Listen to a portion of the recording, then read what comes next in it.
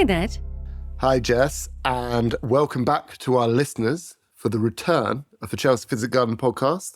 We've got 3 very special episodes for you. Very special episodes for a very special occasion. We are marking a milestone in Chelsea Physic Garden's history.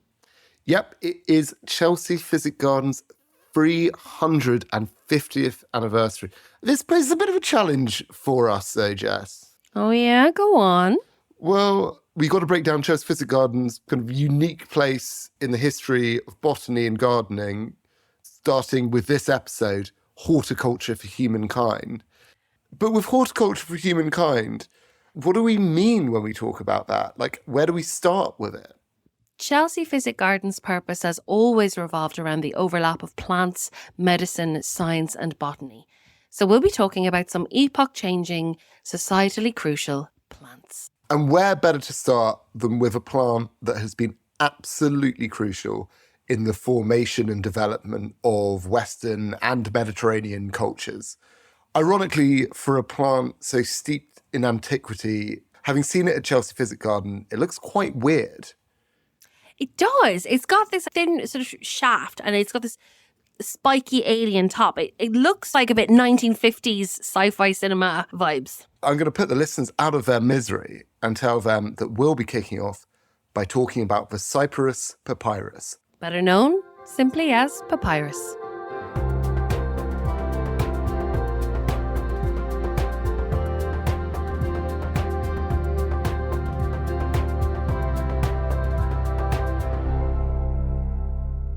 My understanding of papyrus is the typeface in Microsoft Word.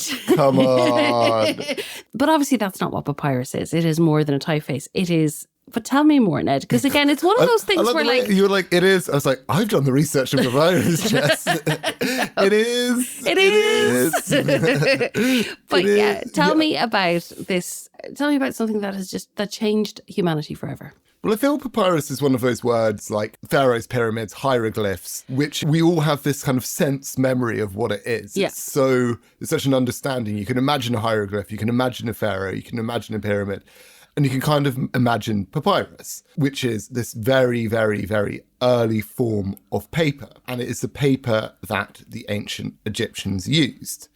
But much like how pyramids are built, which nobody knows, and the kind of inner workings Aliens, Ned. It's all over the internet. Yeah, there is a tendency in the internet to attribute monumental buildings by non-white people as being aliens. So the Mayans, the Incas, the pyramids. The only explanation, if it wasn't done by Europeans, must be aliens. You're so right. That is everywhere. Yeah.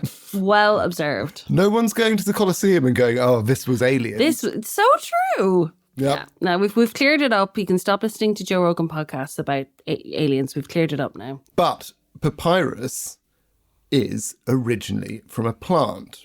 It's a sedge plant. It grows all around Africa, West Coast, East Coast, and particularly around the Nile Valley. At some point, the ancient Egyptians worked out that if you slice it, let it decompose a bit, mash it together, and then press it down, and then dry it out, it becomes a material which ink of various types stays on. How do they work that out? Well, I've got some ideas. Obviously, no one knows. My time machine isn't very good at the moment. Papyrus was incredibly useful in a range of ways. The basket that Moses is depicted as going down the Nile in was a papyrus basket, and boats were made of papyrus, the earliest forms of navigation. Boats were made of papyrus? Boats were made, so in their kind of reed form, these thatched boats were made. Wow. Because obviously they were anti-aquatic because it grew in water. And in fact, in 1972, 4 Hyderabad sailed across the Atlantic in a boat made of papyrus with a multi-ethnic crew. And what's our excuse, you know? What have we done lately? Well... well, we're doing a podcast. In many ways, we are the 400 hours of podcasting, except instead of making a boat from papyrus, we're making content from it. You're welcome. And there are other uses as well. The kind of soft inner bit were used as tampons. The earliest What? Mention of tampons is this, yeah? That's fascinating. Because also like organic, cheap, accessible. I'm all about it. Exactly. Renewable, sustainable, even though actually very, very, very few papyruses living in Egypt left. So the kind of thinking is, with its multi-purpose usage, people would naturally experiment. And over the incredibly long period of the ancient Egyptian era, which was about 1,500 years in the way that we understand it, enormous length of time. I mean, go back 1,500 years from now, King Arthur wasn't even born. You know, this is such a long period of dominance that inevitably there was progression and innovation, and one of those was with papyrus. The reason papyrus is so important for Western civilization is that a lot of Western civilization, or the culture that we live in now, is influenced by these really ancient, the most famous ones, of course, are the ancient Jewish, Christian, Islamic scriptures. And ancient Jewish scriptures were mainly written in papyrus, but also the Greek tragedies and the Odyssey and the Iliad, the basis for all Western drama, comedy, tragedy. The reason that this stuff survived was that it was written down on papyrus. So it's of kind of vital importance, and later other techniques were used. But had this innovation in the Mediterranean, in the Southeast Mediterranean, on the Nile, not taken place, those stories which have become the foundation of our culture would not have been put down, and our culture would look very different. It's so astonishing to me, like as an actor, I'm thinking about how important it is that these texts were recorded. And so I'm sort of like from tampons to my choice of profession has been influenced by papyrus. This is incredible. Yeah, by experimentation, by a plant, essentially, and by humans, or by horticulture for humankind.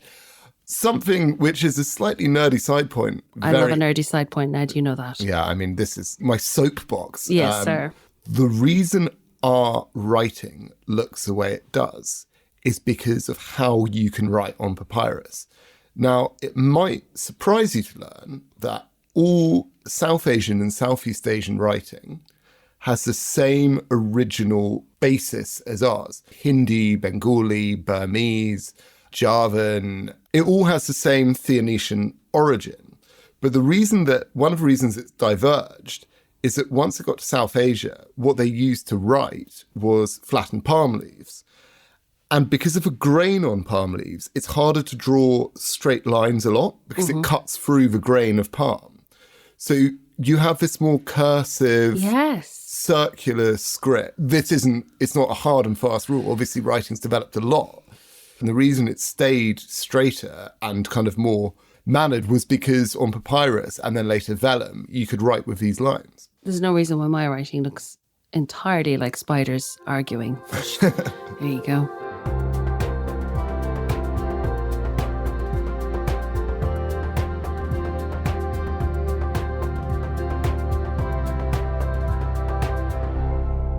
Jess, you've been looking at something which you've assured me is something that humans have been using or potentially misusing, you said cryptically, for many centuries.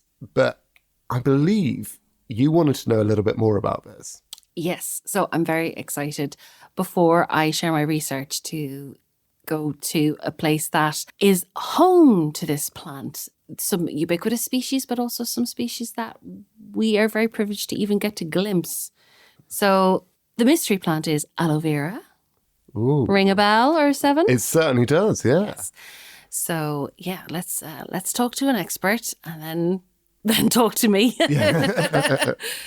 So I'm going to speak to someone who knows way more than we do. Eve Barrow at the Chelsea Physic Garden.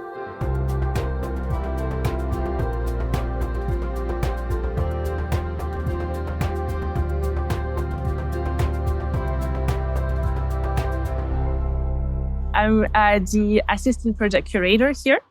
And so I'm an ethnobotanist. I do research about how people relate to the plant. And I'm working here on our 350 project, which is a research project and curation project aimed at understanding better our 350 most important plants. So one thing I've learned in doing my research with Chelsea Physic Garden is that the aloe plant is everywhere here. It's really significant. And it's a plant that I think of a lot of the plants at the Chelsea Physic Garden. People are like, oh, I have aloe vera face wipes. I have aloe vera ointment. And also, pretty much everyone has an aloe plant in their house, whether they realize it or not. Can you tell me a bit about aloes at the Chelsea Physic Garden and what the significance of them to this institution? Yeah, a lot of the plants here at Chelsea Physic Garden have this function, like a dual function. A lot of them would be very significant to the history of this place as an institution. And then they also match with our mission, which is to represent the plants and their use for humans and how relevant they are for human life. And you just said like how ubiquitous the use of aloe is in our society in modern times. And it's really interesting because aloes have been used medicinally for literally thousands of years. I think one of the earliest records of aloes being used was in the Ebers papyrus, which is the earliest document that we have, which documents ancient Egyptian medicine. And I think it dates from like 1552, like before Christ. So it's a very old document. Pre-Christian. Yeah, absolutely. And then it was used a lot in Egyptian medicine.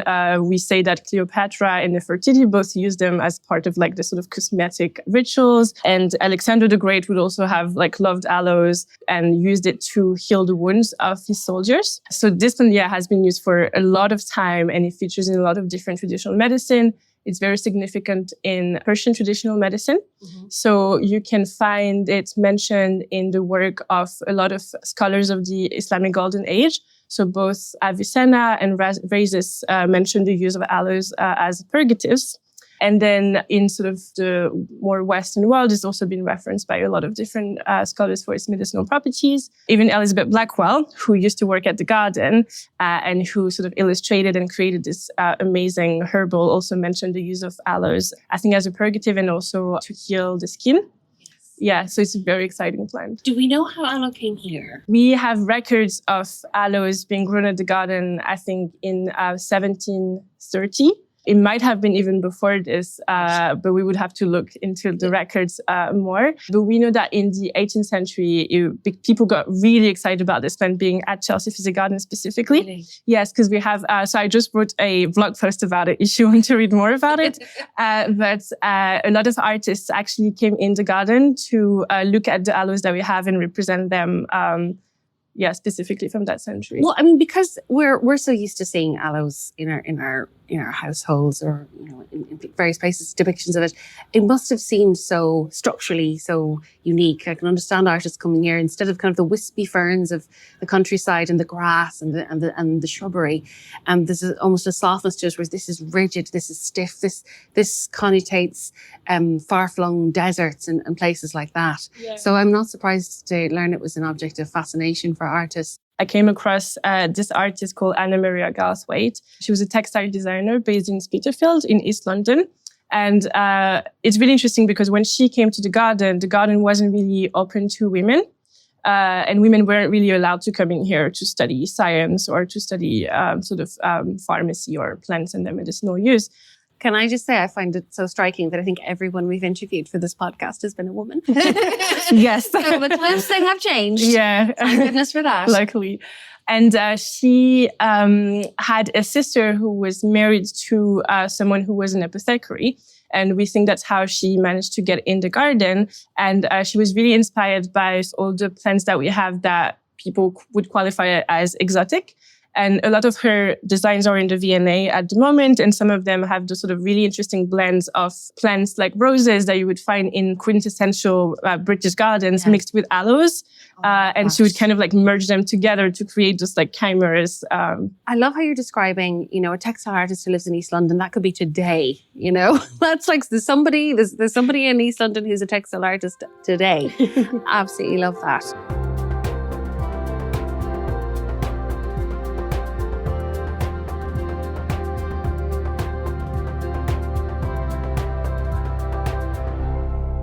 The aloe vera market is worth 13 billion worldwide. You're joking. I am not joking. 13 billion. Billion. We're in the wrong game. Yeah. So, early records of its use appear from the 4th millennium BCE. Its pharmaceutical properties were recorded in Sumerian clay tablets in 1750 BC. This is ancient. Before papyrus, and they were writing on stone, my friend. Yeah. Chiseling away. Chiseling away about moisturising. Yeah, You're saying people think cosmetics is It's actually frivolous. amazing how humdrum. I mean, the papyrus tampon was from one of the oldest pieces of writing ever discovered. Like a lot of these old pieces of writings are essentially like shopping lists. Yeah. But if you think about it, imagine Egypt. Imagine a cooling substance that you could put on your skin if it was burned from the sun, if it was, if anything happened to you, like it must have felt like an elixir. But it was listed because, all these centuries of use finally culminated in it being listed in the US Pharmacopoeia as a skin protectant in 1820. So it's got this ubiquity. It's in makeup tissues, moisturizers, soaps, sunscreens, incense, shaving cream, shampoos. It's in a drink. People drink aloe vera to relieve indigestion. You've seen those drinks in shops, right? Yeah, I've always been like, that's going to taste sticky and planty. So far, so totally legitimate, right? Yeah, obviously. It's kind of not. I think it's more that it's emollient quality, is good at binding ingredients and is a good filler, but its actual benefits are somewhat questionable. Really? When you go into the research, some websites are claiming it can heal radiation burns. Yeah. Other websites are saying, we don't really know. It definitely has a cooling and a basic moisturizing effect, but it is not this kind of magic fix-all. And in fact, there is a toxicity. Aloin is a compound found in the semi-liquid latex of some aloe species. And that was the common ingredient in over-the-counter laxative products until 2002 in the United States, when the Food and Drug Administration banned it because manufacturers failed to provide the necessary safety data. So were people potentially poisoning themselves as a laxative? It has a potential toxicity when ingested. About a gram a day, which doesn't sound like a lot, can cause weight loss, cardiac, kidney disorders. It's marketed as to support the health of the digestive system, but there's no scientific evidence for this claim. So are there any regulations around how much aloin to put in? No, it's self-regulated. But always the best way. Always the best way. And I mean, it's technically a food additive for flavour. Oh, wow. But people see aloe vera and they think health. Yeah. But the marketing around it is so murky. Even just when it's something that's 100% natural. Yeah. There's a lot of poisonous substances that are 100% natural as well. Yeah, right? hemlock. Exactly. Hemlock is natural. Yeah, arsenic is natural. I suppose, this is the classic $12.5 billion industry. They're not going to be in a hurry to print the research that probably doesn't do anything and it might kill you. I mean, that will be, anything taken in extreme amounts is toxic, and it's that thing where people have concerns about aspartame and Diet Coke and, Even alcohol, apparently, if you drink too much of it, can be bad for you. Oh, no, I don't know about that. But I would say that it's so funny, isn't it? Just me clutching my pearls over aloe vera and it's any too much of anything can be toxic. But what I find fascinating is this kind of received wisdom that aloe vera is unequivocally good for you. Anyone who slaps aloe vera on a product, be it a facial wipe or a digestive aid or a soft drink, gets this sort of aura of health, vitality, natural healing, when the chemical processes to extract these are really intense. There's tons of intervention. This is not this organic thing. So I think it's good to interrogate these notions of what's natural. And I'm not saying that, aloe vera doesn't have benefit, but just read the label. Yeah. Maybe a glass of water. Maybe a glass of water might be better for you than a lot of things that are marketed as health drinks. People need to see behind the curtains sometimes. Speaking of curtains. What's this segue? I'm fascinated. I'm on the edge of my seat. This is potentially the most long, drawn out, stringy segue I've ever done. because I'll be talking now about a plant that we can't imagine our lives without. One that you are currently wearing. Oh, and that you could also have curtains from. Yeah, I mean, as I say, I'm keeping that in because I want everyone to know I'm human. But you're right. Cotton curtains? Do we have that? I am going to be talking about cotton. But Jess, I kind of think Eve did such a good job of taking us through the aloe vera plant. I'm going to send you back to the Chelsea Physic Garden and get you to ask Eve about cotton's very particular relationship with the Chelsea Physic Garden. It's all about Eve.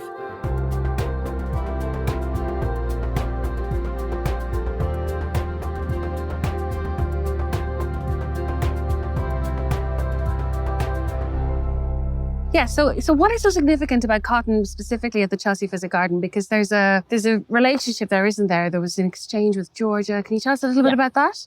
In 1732, the Chelsea Physic Garden and the Worshipful Society of Apothecaries joined the trustees for the establishment of the colony of Georgia to create this garden in the colony of Georgia in Savannah. And so the goal of this collaboration was to establish a garden in Georgia with two purposes. One of them was to try to develop agriculture for people to survive there. And then the other goal was to be able to grow medicinal plants that couldn't be grown in London because of the climate in London, and that the Worshipful Society of Apothecaries could then use to sort of establish themselves on London's medical marketplace. Right. Yeah, and so they collaborated on this garden. It didn't work really well, but Well, it was hard to do anything back then. yeah, I guess. Yeah, they hired a few plant hunters to go find plants all around the world and to bring them to Georgia. Didn't really work. But because there was this strong relationship between Chelsea Physic Garden and this garden in Savannah, they decided to still send plants over there. And so at the time, the garden had just been bought by Sir Hans Sloane, and the head gardener here was Philip Miller. And we're not sure who initially sort of initiated sending those plants to Georgia, but in the colonial records of the state of Georgia, there's a list of all the plants that were sent from this garden here in London. So there is a legend which comes with talking about cotton seeds as examples of the development of economic botany and the colonial context of this. And according to this legend, these seeds would have started the American cotton industry, which of course has many links to the use of the workforce of enslaved people. And it's very interesting because if you dig into this story and you do a little bit more research, you realize that this might be a myth that we've been creating around these institutions and these people. Because, first of all, the seeds that were sent were probably of Gossypium hirsutum, which is one of the most widely grown cotton species in the world. But this species is native to Central America and South America. So it's more likely that actually the American cotton industry was started with seeds coming from Central America and South America rather than the couple of seeds sent by Chelsea. I mean, that doesn't make sense, does it? I mean, that tracks, shall we say, as opposed to this garden sending a few seeds in Lord knows what condition they arrived in, and that kickstarted the cotton trade.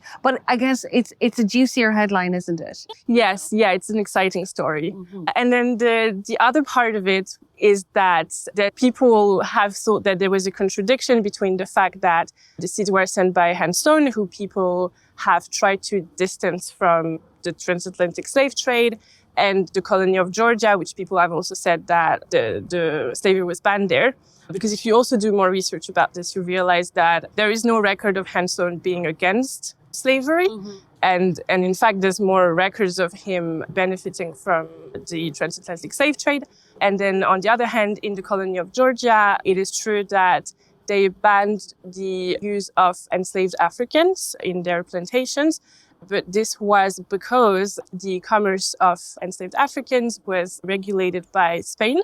And the colony of Georgia, for political reasons and economic reasons, did not want to have spies. So it was never according to the research and the scholars whose work I've read, it was never for moral reasons that it was banned. And in fact, they did use the workforce of enslaved indigenous Americans.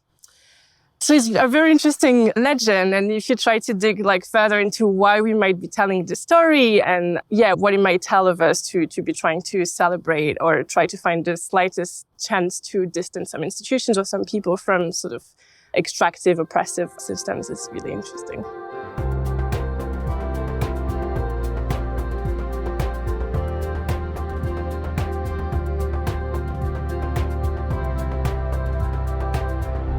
There's a link between the Chelsea Physic Garden and cotton, foundational, if not totally dominant.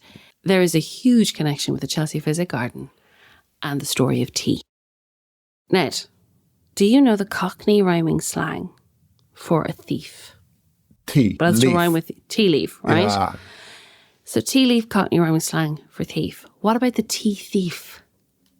I don't know who the tea thief is. Don't you? Given we started this with a link to do with empire, I'm guessing that this might not be the jolliest story in the world. Well, I do wonder if someone should make a film of it. I wonder if there is a film made of it, because it's a story of daring do and espionage, essentially. Really? Yeah, so strap in. So, Robert Fortune, have you heard of him? Yes, Yes, I have you will have. broadly, yes. Yes, he was the curator of the Chelsea Physic Garden from 1846 to 1848. Now, very humble origins. He was a Scottish botanist who's, really pulled himself up and became hugely influential and respected.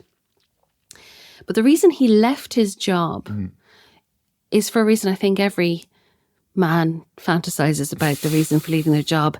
They've been recruited to do some espionage. Yeah, I thought you were about to say he fell in love, and I was like, it's spying. No, it's spying. It's fully it's gonna spying. be spying. So he was recruited by the British-owned East India Company to commit an act of horticultural espionage. He was sent to China. Wait, he was recruited straight from the Chelsea Physic. This really is like a film. This is telling like you. It's almost like Armageddon, but with nerds. It's the we need an oil driller to go to space to do this, but it's instead we need botanists. Yes. For all the tea in China, it's because it was a closely guarded trade secret. When people say, I wouldn't have it for all the tea in China, that phrase never really made that much sense to me, because I was like, well, how valuable is it? Pretty freaking valuable, it turns out. So now I drew a lot on the research of Natasha Ishak for this. I want to give her credit for her wonderful storytelling. So the Chinese have been drinking tea for 2,000 years by this time. And the earliest written account of China's tea culture is a poem called A Contract with a Servant by Wang Bao, written during the Western Han Dynasty between 206 BC and 9 AD. By the 1600s, the Chinese had begun exporting tea to Europe, and China was the only tea producer and manufacturer in the world at the time. Wow. And it produced huge quantities to meet the global demand. So can you imagine if tea came from one place? Can you imagine the monopoly, the money? It's staggering. I also know where this story is going, because I am fully aware of what the Europeans did when they wanted something. They played real dirty. Yeah. I'm going to make a wild guess to say where that this is going. Boats were involved. And drugs were involved. Boats were involved. Didn't see the drugs coming, actually. Oh. Boats were involved. Drugs were involved, apparently. And probably killing a lot of people was involved. Wow. So tea accounted for 62% of all of China's exports. Wow. And when you think about silk and porcelain, and tea still had that stronghold. Britain, who had conquered parts of India at this point, had begun cultivating opium there.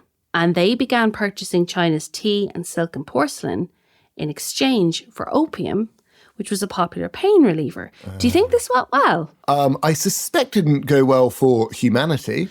Yes, it created an epidemic of addiction in China, and many died. The Chinese emperor passed multiple royal decrees to ban opium, and in 1820 demanded that the British pay China only in silver in exchange for its tea and other goods moving forward, right? So the emperor's trying to take control of the situation. He's like, you cannot just be paying me with opium. My population is dying. Stop it, right? Britain had no choice but to accede to these terms because the demand was so great for tea. But they soon fell into a trade deficit because they had to import silver from Europe and Mexico in order to keep up with the demand for tea. And this really burdened the country's finances. Also from Europe and Mexico, which is the previous time I was thinking about when Europe wanted something. In this case, it was gold and gems. So they sailed west to get the passage to India and ended up finding South America and Central America. Well, finding the Americas and, bad for humanity. Yes. So Britain began smuggling opium into China in exchange for tea. And this made the opium epidemic worse. So they were covertly bringing in boatloads of opium and doing deals on the side against the emperor's decrees. In April 1839, the emperor sent an army to Canton to raid the port for illegal opium, resulting in the confiscation of more than 20,000 chests or 1,200 tons of opium from the East India Trading Company. The crates of drugs were burnt without legal reparations to the British government. What a night that would have been. Do you know what I mean? Thus began the Opium Wars. 2 separate trade wars between China and Britain that spanned 2 decades, beginning in 1840. All because of tea. All because of tea. And this would change the history of China and its influence over the tea trade forever. Now we bring in our intrepid spy, Robert Fortune, Britain's tea thief. I'm just a simple botanist. What do I know about spying? Just a simple botanist caught up in opium wars. Yeah, he's very much the Indiana Jones of botany. So he's very much a self-made man in so many ways. But he worked himself up the ranks of England's scientific circles, and he got work at the prestigious Horticultural Society of London's Garden at Chiswick, and then, as you know, became later a curator at Chelsea Physic Garden. In 1842, when the first opium war between Britain and China ended with the Treaty of Nanjing, Fortune was commissioned by the Royal Horticultural Society to undertake a 3-year plant collecting expedition in China. No Westerner had ever gone as deep into Chinese territory as Robert Fortune had. He travelled to the remote Wuyi Mountains in China's Fujian province, which is one of its main tea territories. So the East India Trading Company believed that if Britain could access the tea and plants in China, it could find a way to grow and harvest the tea themselves. Yeah. Perhaps in India, tropically inclined. And the British could supersede the Chinese in the tea trade. So India is so intrinsically linked with tea now, but that is just a result of pumping, of thieving, also quite recently, and starting growing stuff in India that Robert Fortune found. So Britain commissioned Robert Fortune to steal tea from China. Amazing for somebody who cut his teeth in Chelsea.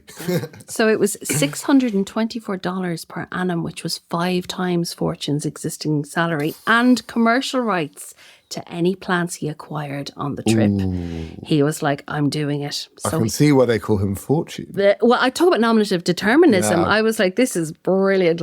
So he left his job at Chelsea Physic Garden in 1848 and embarked on his second journey to China this time, because his first one kind of caught the attention of the East India Company. This time he was going as an undercover smuggler.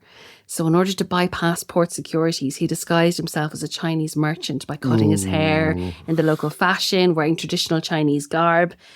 But that was only the beginning. He had to collect tea specimens and find a way to transport them to India.